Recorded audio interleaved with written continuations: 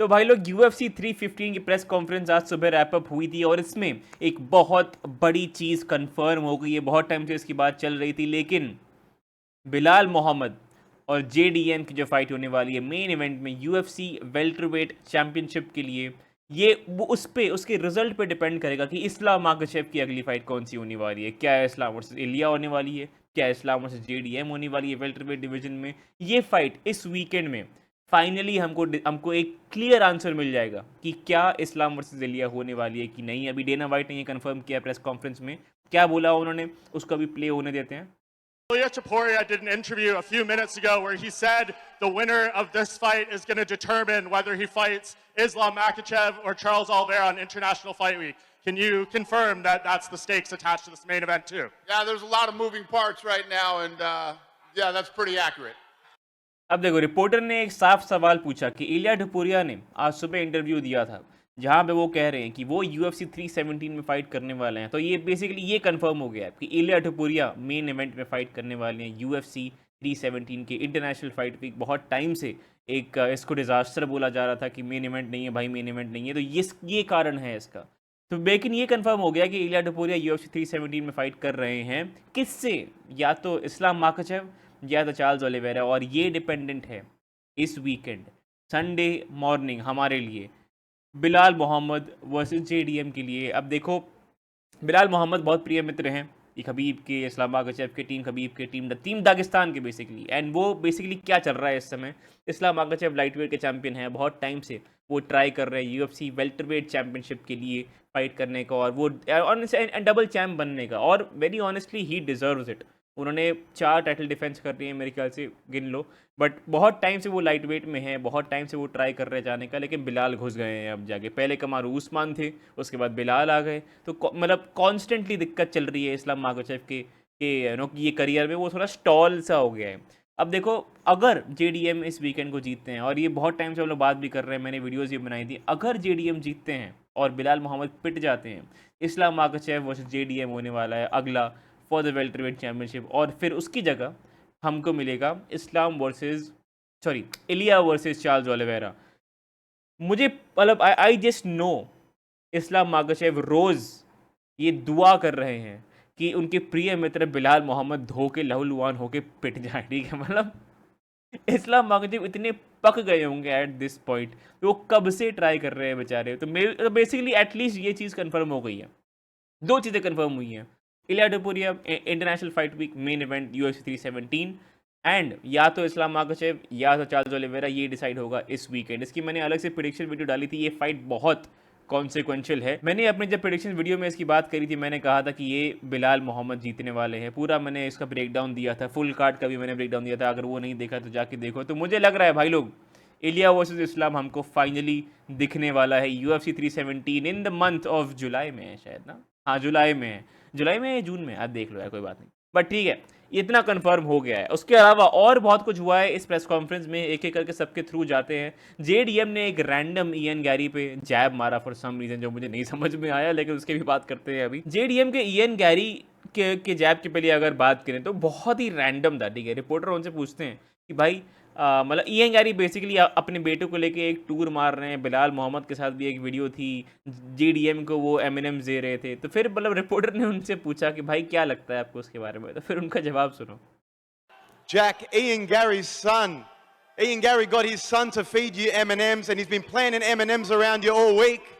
What's it like having a very vocal backup opponent, and has it been distracting? Were you tempted by the M&M's at all? I don't think that's actually Ian's son. And I don't like M&M's. JDM ने बोला मुझे नहीं लगता है कि वो उनके बेटे हैं और मुझे M&M's पसंद नहीं है, फॉर नो रीजन। क्यों? मतलब इयन गैरी ने मतलब कुछ, फिर मैंने उसके बाद देखा कि भाई ये गुस्सा क्यों है इयन गैरी पे, या इयन गैरी ने ऐसा कुछ बोला है?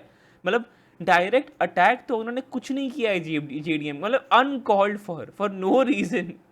JDM okay. सो अगर आपको इसका कॉन्टेक्स्ट नहीं पता है, इयन गैरी को बहुत टाइम से कक लोग बोलते हैं, क्योंकि अपेरेंटली उनके पता नहीं बकवास कुछ नैरेटिव चलता हुआ आ रहा है कि उनके जो वाइफ हैं, उनके जो न्यूट्रिशनिस्ट हैं, उनके साथ उनका लफड़ा क्या कुछ चल रहा है उनके साथ। बहुत ड्रामा है, बकवास ड्रामा है। उसके बाद उसकी अगर आपको जाके देखनी है न्यूज़ वगैरह, वो देख लो। लेकिन बेसिकली जेडीएम बोलते हैं कि मुझे नहीं लगता है वो उनके बेटे हैं और मुझे एमिनेम्स पसंद नहीं है, तो बहुत for no reason at all JDM ने इयन गैरी को फ्लेम कर दिया है। मुझे लग रहा है एक फ्यूचर राइवलरी पैदा कर रहे हैं, एंड इयन गैरी क्राउड में होंगे उस समय में। कैमरामैन को ऐसे मोमेंट्स में इयन गैरी पे पैन करना चाहिए, बट उन्होंने नहीं किया, बिकॉज इयन गैरी ने बहुत टाइम से बोल रहे कि वो यूएफसी 315 के लिए आएंगे। मेरे ख्याल से वो बैकअप भी हैं इस फाइट के, बट उनको दिखाया ही नहीं। बट ठीक है, नेवर माइंड। उसके अलावा इनका जो फेस ऑफ भी हुआ था, एक डिसेंट फेस ऑफ हुआ था। मतलब एक ये बिलाल मोहम्मद ने एक हैंड उनका स्नैप किया था, और मतलब एंड मतलब साइज़ में ऑलमोस्ट लोग सेम ही लग रहे हैं। थोड़े से जेडीएम मुझे बड़े लग रहे हैं, बट आई डोंट थिंक इतना कुछ होगा। ओके, मैं ये भी बोलूँगा, बिलाल मोहम्मद ने काफ़ी इस प्रेस कॉन्फ्रेंस को लाइवली करने का ट्राई किया, बट मुझे उनसे वो वाइब ही नहीं आती है प्रॉपर ऐसा। पता नहीं ऐसा, आई डोंट नो। डिसेंट है, ट्रैश टॉकिंग में वो बहुत अच्छे हैं एक्चुअली। उन्होंने बहुत ऐसा फ्लेम किया, ये कमारू उस्मान के लिए उन्होंने बहुत कुछ बोला है, कोई भी कम्युनिटी के लिए उन्होंने बहुत कुछ बोला है। तो लेकिन जेडीएम थोड़े शांत टाइप के हैं। इस प्रेस कॉन्फ्रेंस में और भी कुछ चीज़ें उन लोगों ने बोली। ये बिलाल बार बार बोल रहे हैं कि मैं टेक डाउन अटैम्प्ट नहीं करूँगा, मैं रेसल नहीं करूँगा, मैं सिर्फ बॉक्सिंग करूँगा, मैं अपने कनेलो हैंड्स, जो कनेलो एल्वारेज हैं लेजेंडरी बॉक्सर, तो वो बोल रहे हैं I am gonna show my Canelo hands and I am gonna break JDM, third round finish करने वाले हैं। ये सब बोल रहे हैं बिलाल। एंड जेडीएम का पता नहीं, मुझे बहुत बातूनी लगते नहीं है। जेडीएम बोलते हैं I don't think that's gonna happen, and I don't think मतलब he hasn't broken anyone and he's not gonna break me। यही सब बहुत ही एक मोनोटोन आवाज़ में जेडीएम अपने सारे जवाब देते हैं। तो इवन दो उनका फाइटिंग स्टाइल बहुत एक्साइटिंग है, don't give him the fucking mic. मतलब ये था इनकी फ़ाइट का। उसके अलावा जल्दी से बाकी की फ़ाइट्स की भी जल्दी अगर बात करें, मनोफियोरो वर्सेस वैलेंटिना शेवचेंको।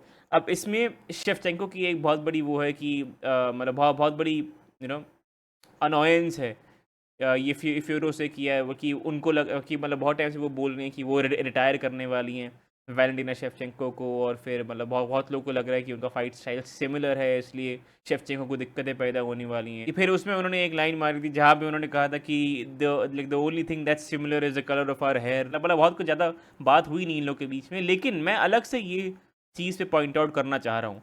भाई आप साइज़ डिफरेंस देखो। मैंने अपनी जो प्रेडिक्शंस वीडियो मैंने बनाई थी इसके बारे में, मैंने अलग से मनोफियोरो की साइज़ डिफरेंस की, मतलब साइज़ की बात करी थी और स्ट्रेंथ की बात करी थी। आई जस्ट फील लाइक जो साइज़ है इनका वो बुली करने वाली है वैलेंटिना शेवचेंको को। I just don't know, may be not, but मैं एक्सपेक्ट कर रहा था उनको बड़ा होना, लेकिन इतना बड़ा होना मैं नहीं एक्सपेक्ट कर रहा था। बट उसके अलावा भाई लोग बात करते हैं यार greatest of all time fights, मेरे बैंगर फाइट्स। मुझे लग रहा है ये cutest of all time fights होने वाली है, बिकॉज दोनों भाई मतलब both of them look lovely. ठीक है, अब मैं बहुत सिम्प वगैरह नहीं करता हूँ, ठीक है, मैं अपने आप को एक सख्त इंसान मानता हूँ थोड़ा सा एटलीस्ट। लेकिन ये फाइट में मुझे लग रहा है, मैं अगर ऐसी कोई एप्लीकेशन होती मैं इसके रेफरी के लिए अप्लाई कर रहा होता तुरंत। ऐसा मैं डेना वाइट को ईमेल डाल रहा होता, यूएफसी के को ईमेल डाल रहा होता, मैंने कहा मुझे रेफरी रखो इस फाइट में। बट ठीक है यार, बहुत ही मतलब दोनों बहुत अच्छी लग रही थी। लाइक दोनों ने बहुत अच्छी प्यारी बातें करी थी। कोई वेनम एक दूसरे पे कोई थ्रो नहीं कर रहा था ऐसा। तो कुछ ज़्यादा बात करने लायक ऐसा कुछ है नहीं इसके बारे में, बस मैं अलग से ये पॉइंट आउट करना चाहता था कि बट ठीक है, मूविंग ऑन। अयमन ज़हाबी ने काफ़ी ट्राई किया था क्राउड को राइल अप करना है, उनको सपोर्ट मिल भी रहा था। बट उसके अलावा होजे आल्डो ने मतलब उन्होंने बहुत क्लियरली बोला कि वो बहुत अनॉयड हैं मतलब उनकी लास्ट परफॉर्मेंस से। तो इस परफॉर्मेंस में हो सकता है उनको थोड़ी और उनकी तरफ से थोड़ी और अर्जेंसी दिखे। और जो ज़हाबी है वो बोल रहे हैं ये किक बॉक्सिंग फाइट होने वाली है। मैंने अपनी प्रेडिक्शंस वीडियो में भी इसकी बात करी थी कि वो किक बॉक्सर हैं, and I just don't think कि एक किक बॉक्सिंग फाइट में आप होजे आल्डो को बीट करने वाले हो। पता नहीं, मे बी एक अपसेट हो सकता है, but that's what I think about this one. उसके अलावा BSD वर्सेस काइल ब्रेपोलिक रैंडम इंसान है बेसिकली, ठीक है, और उनको रैंडमली पेपर व्यू पे एक स्पॉट मिल गया। तो वेरी लकी। एंड अगर उन्होंने यहाँ पे अपसेट पुल किया अगेंस्ट बेनोआ सान डेनिस, जो खुद में एक बहुत बड़े प्रोस्पेक्ट थे, वो डस्टिन पोरियर और मोइकानो से पिट गए, बट डिसेंट प्रोस्पेक्ट थे। तो काइल ब्रेपोलिक ने यार अब एक परफेक्ट चांस है उनका ये UFC में अपना नाम बनाने का। एंड यू नो व्हाट, उनका फाइटिंग स्टाइल भी थोड़ा वायलेंट है।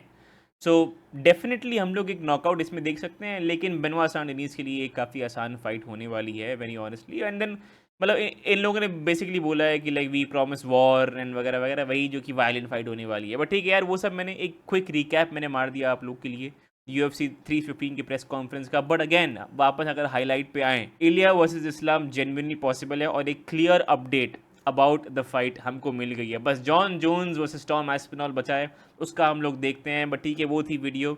मैं कल भी एक कोई तो वीडियो डालूंगा, बट देन संडे को मैं लाइव आऊँगा, कोशिश करूँगा। बहुत यार बहुत लफड़ा चल रहा है, मुझे दिल्ली वगैरह जाना था, बट पता नहीं क्या चल रहा है ऑनेस्टली, मैं क्या चल रहा है पता नहीं। ठीक है, मैं इतना बोल रहा हूँ बस, बट मैं ट्राई करूँगा संडे को लाइव आने का इस फाइट के लिए, क्योंकि इतनी बड़ी फाइट है ये। उसके अलावा वीडियो पसंद आया लाइक करना, चैनल को सब्सक्राइब करना। मैं आपको मिलता हूँ अगले वीडियो में, बाय।